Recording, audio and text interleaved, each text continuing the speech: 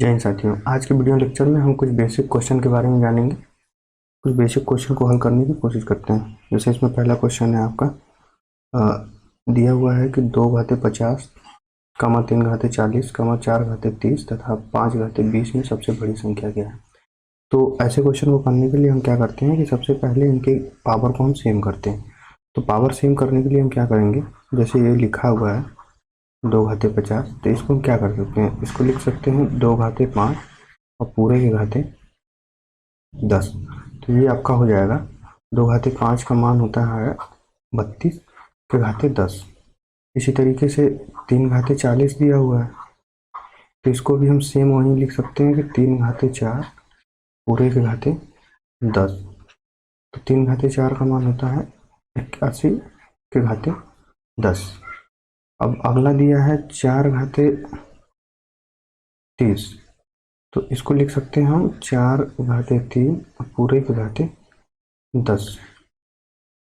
अब 4 घाते 3 का मान हो जाएगा आपका 64 के घाते 10। अब नेक्स्ट दिया हुआ है 5 घाते 20, तो इसको हम लिख सकते हैं, सॉरी, इसको लिख सकते हैं हम 5 घाते 2 के घाते 10। ये आपका हो जाएगा 25 के घाते 10। तो इनमें से जो अब सीधा है कि इसमें से जो संख्या बड़ी होगी उसी के रिस्पेक्ट में जो वैल्यू होगी वो उसका मान सबसे ज़्यादा होगा। तो 32, 81 और 64, 25 में 81 सबसे बड़ी वैल्यू है। तो अब 81 के रिस्पेक्ट में ये 3 घाते 40 है, तो यही वाली वैल्यू सबसे बड़ी होगी। तो यहाँ पे सबसे बड़ी वैल्यू 3 घाते 40 है, जो कि ऑप्शन सी में दिया हुआ है। तो इस क्वेश्चन का ऑप्शन सी सही है। अब ये चीज़ कैसे लिखा जा रहा है कि 2 घाते 5 और 5 के घाते पूरा का घाते 10। तो ये एक बेसिक फार्मूला होता है घातांक का। इसमें जैसे अगर कोई संख्या है यक्स की पावर यम इंटू एन, तो इसको हम लिख सकते हैं यक्स के पावर यम पूरे के पावर एन, या इसको हम ऐसे भी लिख सकते हैं कि यक्स के पावर एन और पूरे के पावर यम। तो इसी फार्मूला के हिसाब से हमने ऊपर वाला क्वेश्चन को किया गया है। अब नेक्स्ट क्वेश्चन को हम देखते हैं। नेक्स्ट क्वेश्चन में क्या दिया हुआ है। नेक्स्ट क्वेश्चन में दे रखा है कि 49 के पावर 15 -1 किस संख्या से पूर्णतः विभाजित है। तो ये पैटर्न है जिसमें जैसे अगर हमारे पास मान लेते हैं कि x के पावर n दिया है और a के पावर n, तो ये संख्या है, अगर ये संख्या किस x माइनस a से पूर्णतः विभाजित होगी यदि a का मान यदि n का मान ओड होगा। तो अब यहाँ पे देखना है हमको कि x दिया है 49, x 49 दे रखा है, n आपका 15 है और a का मान दिया हुआ है 1। तो 15 और नंबर है, एक विषम संख्या है, ये विषम संख्या है। तो कहने का मतलब कि ये x माइनस ए से डिवाइड हो जाएगा। तो x माइनस ए, तो यहाँ पे x कितना है 49 है, माइनस ए कितना है 1 है, तो 49 माइनस 1, तो 49 में से 1 बच जाएगा, तो यहाँ पे बचेगा 48। तो यहाँ पे 48 ये संख्या 49 के पावर 15 माइनस 1 48 से डिवाइड हो जाएगा, पूरी तरह से विभाजित हो जाएगा। लेकिन इसमें जो है अभी यहाँ पे दूसरा ऑप्शन तो सही है, लेकिन 48 देखा जाए तो 8 से भी डिवाइड हो जाएगा, तो ये चौथा भी सही होगा। दूसरा और चौथा ऑप्शन सही है। अब इसमें देखना है कि किस ऑप्शन में दे रखा है ये। तो ये ऑप्शन सी में दिया हुआ है कि दूसरा और चौथा सही है। तो इस क्वेश्चन का आंसर होगा आपका ऑप्शन सी। इस क्वेश्चन में क्या दिया है, यदि कोई व्यक्ति किसी वृत्ताकार पथ का 4/5वां भाग या मिनट में तय करता है। कहने का मतलब उसका 4/5 भाग, मतलब कोई सर्कल है या कोई वृत्त है, उसका 4/5 भाग वो यह मिनट में तय करता है। यम मिनट में तय करता है। तो एक भाग कंप्लीट सर्कल अगर देखा जाए तो यम यम होगा, मतलब एक होना चाहिए पूरा, 1 मिनट कितने में तय करेगा। तो यहाँ से ये 4 भाग कितने मिनट में तय करेगा, तो 5 मिनट में। तो 1 भाग कितने में तय करेगा, तो 5/4 यम मिनट में तय करेगा। तो यहाँ पे ऑप्शन ऐसा कुछ दिया नहीं है, तो 5/4 ये जो यम यहाँ है, यहाँ पे ये यहाँ नहीं होकर ये यम यहाँ होगा। तो इसका भी ऑप्शन आपका सी सही है। अगला क्वेश्चन देखते हैं। अगले क्वेश्चन में दिया है कि यदि किसी गोले की त्रिज्या में 50% की वृद्धि की जाए। अब गोले की त्रिज्या है, उसमें आगे क्या कह रहा है, तो इसके पार्श्व क्षेत्रफल में कितने प्रतिशत की वृद्धि होगी। तो पार्श्व क्षेत्रफल, गोले के पार्श्व क्षेत्रफल का सूत्र क्या होता है,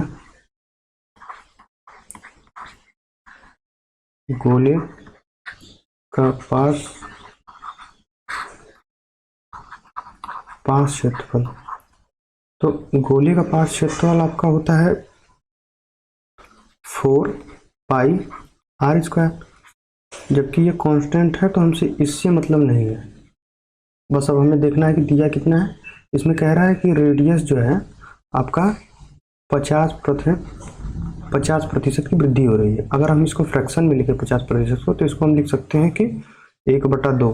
तो कहने का मतलब अगर पहले रेडियस 2 है, मतलब पहले r का मान 2 है, तो अब कितना है 3, क्योंकि 2 पे 1 बढ़ रहा है, तो यहाँ से 2 से 3 हो गया।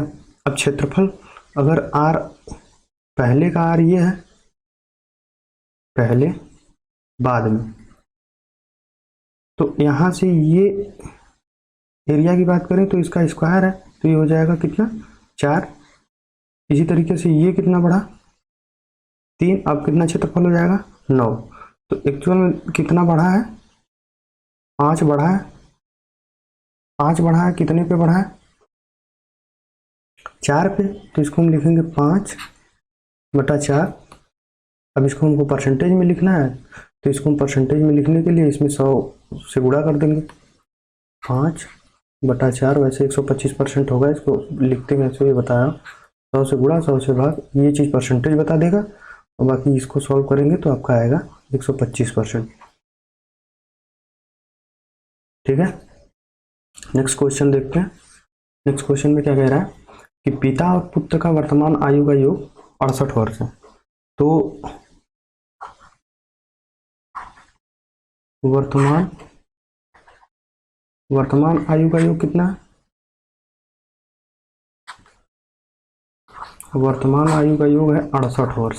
ठीक है, लेकिन उसमें कह रहा है कि 8 वर्ष पूर्व आयु का अनुपात। तो 8 वर्ष पूर्व दोनों के आयु का योग कितना होगा, तो 8 वर्ष पूर्व दोनों के आयु का योग, आयु का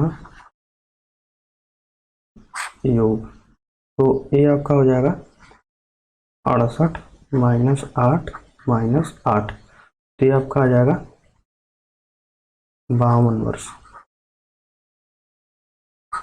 क्योंकि ये पिता का हो गया 8 वर्ष माइनस और 8 वर्ष पुत्र का माइनस। ठीक है, तो ये हो गया आपका 52 वर्ष। अब उतने 8 वर्ष पूर्व दोनों के आयु का अनुपात दिया हुआ है, कितना दे रखा है 12/1। अब इसको मान लेते हैं कि, तो अब आयु का योग दिया हुआ कितना 52 वर्ष, तो यही दोनों का जोड़ मान लेते हैं कि 8 वर्ष पूर्व उस एक का आयु 12 यक्स और एक का यक्स, यही दोनों का जोड़ कितना है 52। तो यहाँ से 13 यक्स, इसका मान आपका हो जाएगा 52, तो यक्स का मान कितना होगा 4। तो 8 वर्ष पूर्व लड़के की, मतलब पुत्र की आयु कितनी हो गई 4 वर्ष। 8 वर्ष पूर्व पुत्र की आयु कितनी हो गई, पुत्र की आयु हो गई 8 सॉरी 4 वर्ष, और पिता की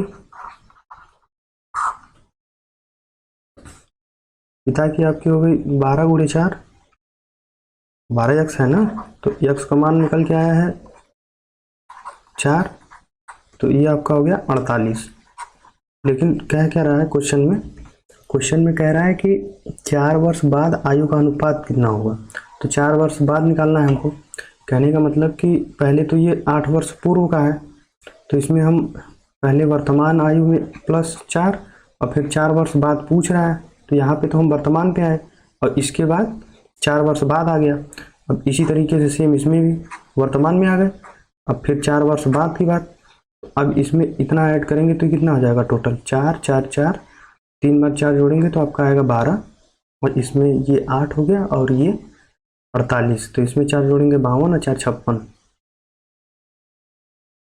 तो आपका होगा ये कितना, 4 4 8, ये 6 और ये 5, तो ये होगा आपका 56 तो 12। अब इसको कट करेंगे, क्वेश्चन में कुछ गलत हो रहा है क्या, 4 वर्ष बाद, सॉरी 8 वर्ष पूर्व है ना, तो इसमें हम थोड़ा गलत हो गया, इसको 1 मिनट कैसे करेंगे, यहाँ पे 8 वर्ष पूर्व है तो ये 8 यहाँ पे ऐड होगा, तब ये वर्तमान में आएंगे, और फिर यहाँ से भी इसमें भी 8 वर्ष ऐड होगा, तब ये वर्तमान में आएंगे, उसके बाद 4 वर्ष का बाद पूछ रहा है, तो ये हो गया आपका 8 4 12 4 16, तो ये 1 नहीं होगा, यहाँ पे होगा ये 16, ये, और यहाँ से 16, इसमें 4 और ऐड कर देंगे, ये टोटल ऐड करेंगे तो आपका आएगा 60, तो इसको निकालना है हमको, 60 टू 16। अब इसको हमें कट करना है, कट करेंगे 4 से तो ये हो जाएगा 15, और ये हो जाएगा आपका 4, तो ये आपका ऑप्शन नंबर सी सही है। उसमें जो 4 ऐड कर रहे थे तो 4 नहीं ऐड होगा, उसमें 8 होगा, क्योंकि हम 8 वर्ष पूर्व का मान निकालें, तो 8 वर्ष पूर्व का मान निकालेंगे तो वर्तमान में जाने के लिए 8 जोड़ेंगे, तब वर्तमान में चले जाएंगे, उसके बाद 4 वर्ष बाद का निकालना है। अब आगे देखेंगे, अगले क्वेश्चन में क्या है, सॉरी ये क्वेश्चन रिपीट हो गया है, नेक्स्ट क्वेश्चन देखते हैं। हाँ, अब इस क्वेश्चन को कैसे करते हैं, तो इस क्वेश्चन को देखिए, सबसे पहले क्वेश्चन में क्या दिया है, 9/7 की घाते 3 गुणे 49/81 की घाते 2x मान के चलते हैं -6, यहाँ से 7/9, पूरे के पावर हो गया आपका 9। ठीक है, तो यहाँ पे पहले हम इस चीज़ को थोड़ा सरल कर लेते हैं, देखते हैं क्या मिलता है हमको। 7 9/7 घाते 3, अब इसको लिख सकते हैं हम 7/9, इसका स्क्वायर, यहाँ से ये बूढ़े में चले जाएगा। अभी इसको हमने पहले क्वेश्चन में बताया था कि कैसे लिखा जा रहा था, पहले क्वेश्चन में समझाया था मैं। पहला क्वेश्चन कहाँ गया, हाँ ये, जैसे कि अगर किसी चीज़ को अगर पावर में लिखा है तो उसको मल्टीप्लाई करके लिख सकते हैं ये चीज़। ठीक है, तो अब देखते हैं आगे कहाँ गया, हाँ ये रहा।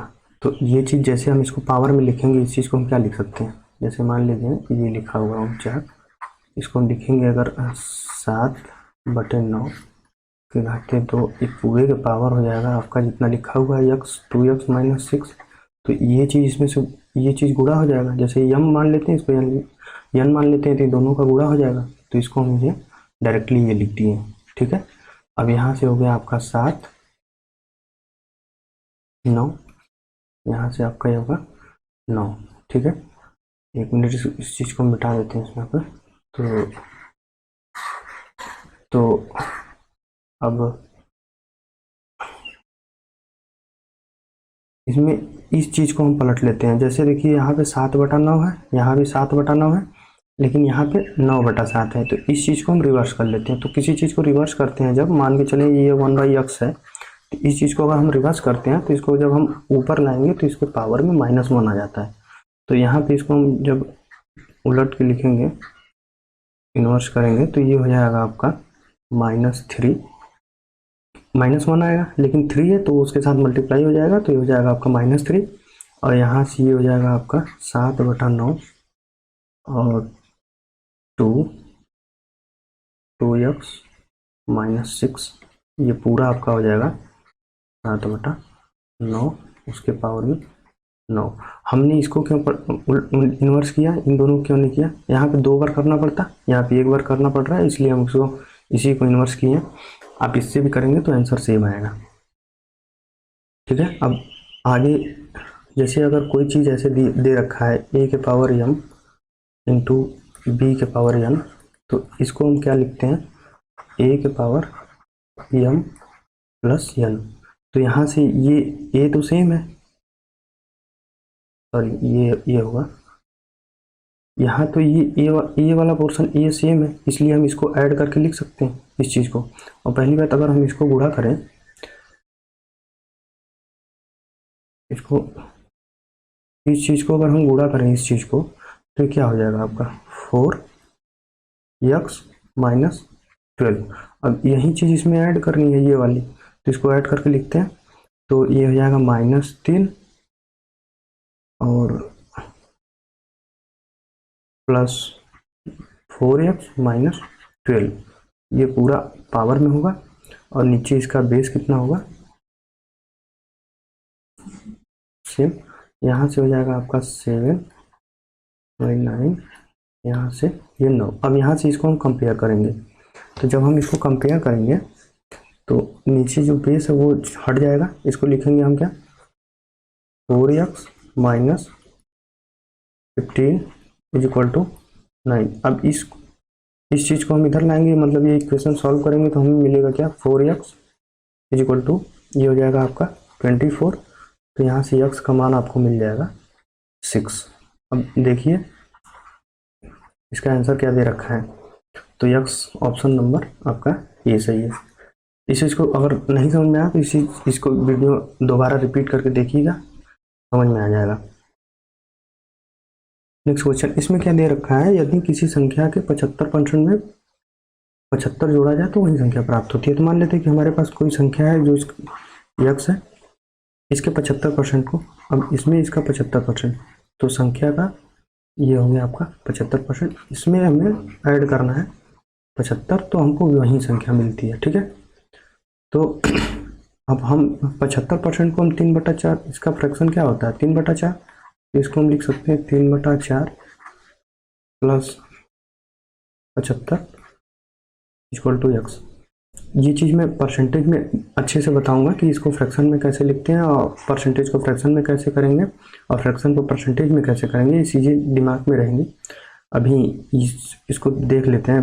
तो यहाँ पे अब इसको इस इक्वेशन को हम अगर सॉल्व करेंगे तो इसमें से होगा आपका 75 और x माइनस 3/4x। अब इस चीज़ को क्या किया हमने कि बाएं से दाएं ले गए, अब ये जैसे का तैसे वैसे लिखा गया।